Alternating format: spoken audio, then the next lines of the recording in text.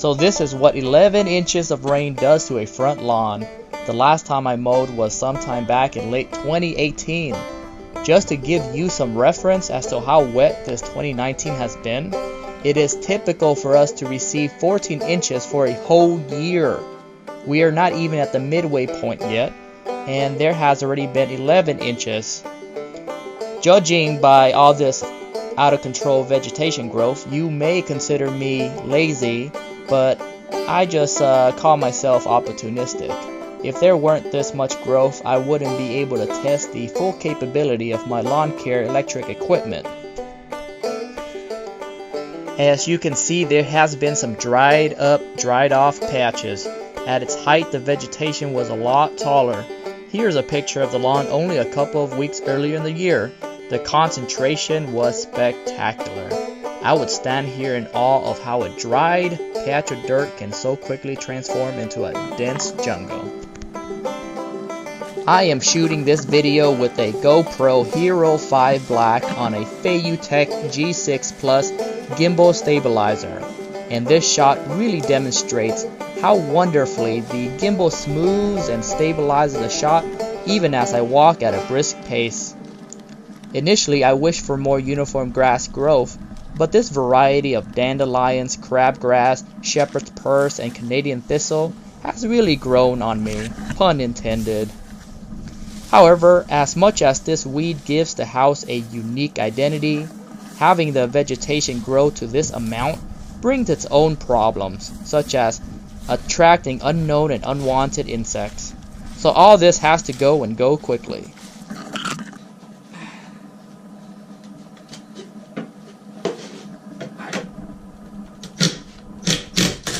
Alright, nice and easy.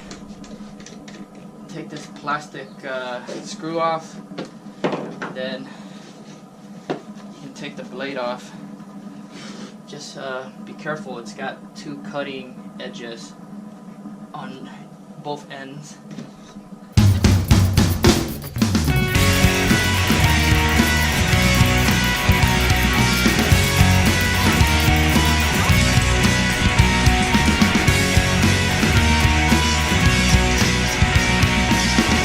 Arrow mounts that you need to slide this into. Just screw this back in, and then I'm just gonna impact drive this screw back in place, and there you go. So it all starts with the battery, all 80 volts of it into the Cobalt electric lawnmower. I am proud to share I've had this mower since 2017. Just like anything else electric, it performs like a dream. There's no noxious exhaust fumes to breathe in, noise levels are acceptable. The tactic I am employing here is what I call the tall grass mower pivot. When vegetation is this high, it is almost impossible to mow conventionally by pushing the mower directly forward. I have to pivot the front of the mower up, so as it comes down, the cutting blades can do their job. Just listen to the rewarding sound of the sharp blade disintegrating all that photosynthesis life form. I can't get enough of this mellifluous melody. This part of the lawn is not completely leveled and covered in thick crabgrass, so it was quite challenging to get the wheels of the mower over these obstacles. It feels like running into a sumo wrestler with the intent of not letting me get any farther. That is why there is no substitute for a fit and strong body. You'd be surprised how much cardio all this intense pushing is. I would not get ass fatigue on a 10-mile run. My body and the lawn form a mutually beneficial symbiotic relationship. The weather on this fine day couldn't have been any better, a mix of cloud and sun with no precipitation. Any precipitation would have made a mess of the lawn clippings, turning them into a nasty, filthy pulp. Here is my first dump. When the mower starts to spit out clippings from underneath, then it's time to jettison the load. This first dump was as full as it gets, and I reckon there is a solid 30 pounds of yard waste here.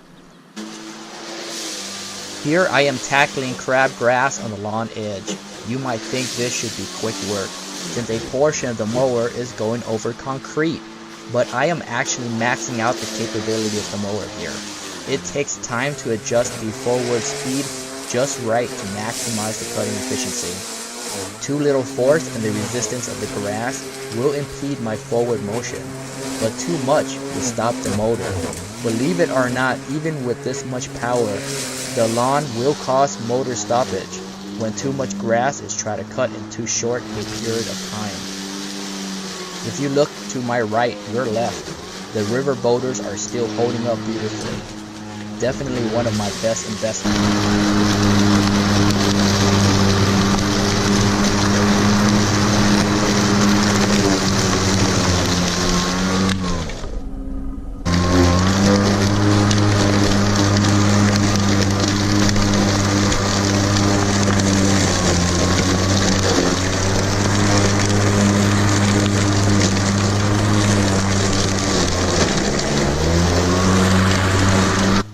Temperature hovered around 70 degrees with a slight breeze every now and then. I could not have asked for better condition. So here is the second dump. It's another hefty 30-pounder. I used to pour all the clippings directly into the city provided black trash can and compact it all down with a metal compactor, but it made a mess.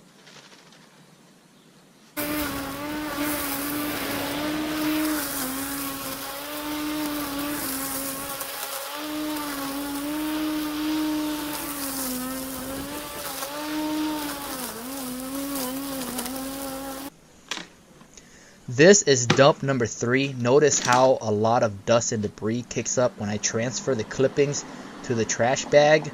In retrospect, I should have worn a face mask. Got a serious case of allergies not too long after this yard work. This is a time lapse of the final few columns of the lawn. I can see the finish line is close. Towards the end, I am mowing at a relatively higher rate for a number of reasons. First, I am out of the hard, tough crabgrass area, and second, I have a better feel of the mower's capabilities. I am also pushing harder, much similar to how a competitive runner sprints more quickly when he reaches close to the finish line. Seeing how much material is removed from the lawn from one constant perspective makes you really appreciate the effectiveness multiplier that the lawnmower provides. Imagine if I didn't have this great piece of equipment and had to cut everything with a scythe. That would make this chore so much more vapid and dramatically increase the hours that I would have to spend out here. In a few moments' time, the lawn will be back to its old self. It's important to tie this bag meticulously and thoroughly. If I don't get this part right, the bag could break open and make a lot more work for myself. The bags are 30 gallons from Target, which I'm not proud of. Been trying real hard to reduce the amount of plastics I discard, but sometimes it just becomes unavoidable. I might make this look easy, but the transfer of the clippings bag into the city provided trash can is an exercise of lifting over 60 pounds easily. They say lift with the legs and not with the back, and that advice rings true as ever, as I must do as much as possible to minimize injury. I'm not a spring chicken anymore, and there is so much on it. The grass trimmer I am using is also a Cobalt brand compatible with the same 80-volt battery pack I used for the mower. This wasn't by accident. As you can clearly see, it makes quick work of the edges. Very comparable performance to a gas-powered weed whacker, but minus all the downsides of an internal combustion engine powered equipment. You can't tell by looking at me, but this part of the process is the most stressful on my arms. Unlike the mower, which settles on the ground, this trimmer is held off the ground the whole time, which puts quite a bit of strain on my arm. I am not trying to win any awards with the straightness of the trimming, just doing a quick once over to clean up the edges. I could skip over this seemingly indignant part, but it does give the weeds a harder path to respawning when the roots are cut off. I figure a few minutes on my knees for months of weed-free lawn enjoyment is worth the effort. The knife I am using is a folding fine-tooth hacksaw blade knife. This hand tool might not be the most effective, but it does give my arms quite the workout I seek.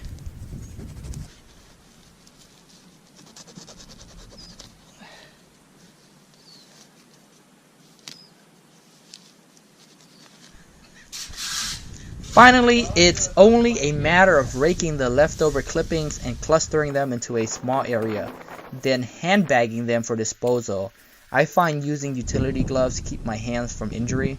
Thorns or other sharp objects might be mixed in with all this foliage.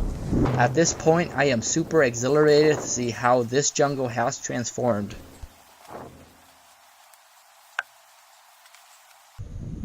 And finally, it's done! I have usable real estate out here again. My neighbors are also breathing a sigh of relief as the neighborhood home values went back up 20%.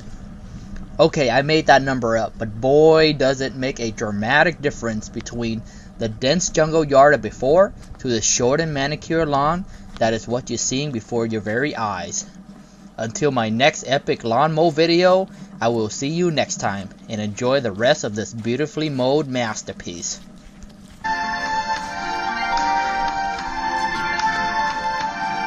I see trees of green, red roses too.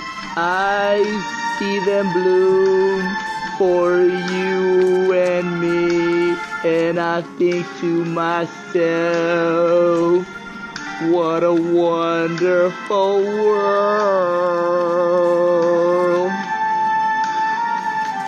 I see skies of blue and clouds of white, the bright blessed day, the dark sacred night, and I think to myself, what a wonderful world.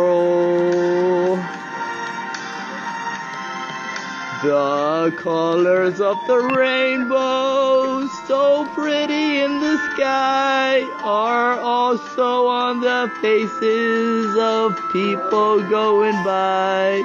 I see friends shaking hands, saying, how do you do? They're really saying, I love